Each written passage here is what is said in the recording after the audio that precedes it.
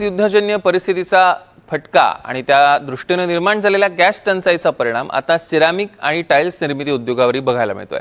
Ceramic उद्योगासाठी आवश्यक असलेला गॅस पुरवठा ठप्प झाल्याने गुजरातमधील मोरबी येथील 50% सिरॅमिक आणि टाइल्स कंपन्या बंद पडलेल्या आहेत। परिणामी सिरॅमिकचं उत्पादन रखडल्याने सिरॅमिक आणि टाइल्सच्या दरात 10 ते 20% वाढ झाली आहे आणि यावर अवलंबून असलेल्या व्यावसायिकांच्या सुद्धा अडचणी वाढलेल्या आहेत। तर गॅस टंचाईचा सिरॅमिक उद्योगावरही मोठा परिणाम झालेला आहे।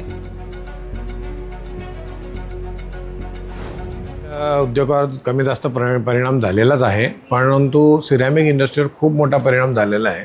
त्याचं कारण असं आहे की याचं प्रोडक्शन करताना जो प्रोपेन गॅस लागतो तो गॅस हा आपल्याला आखाती देशातूनच येतो। त्याचा जवळपास 40% सप्लाय हा कुवेत एकटा करतो आपल्याला, पण तिथे खूप युद्धजन्य परिस्थिती असल्यामुळे त्याचा सप्लाय अगदी नाहीच्या बरोबर झालेला आहे।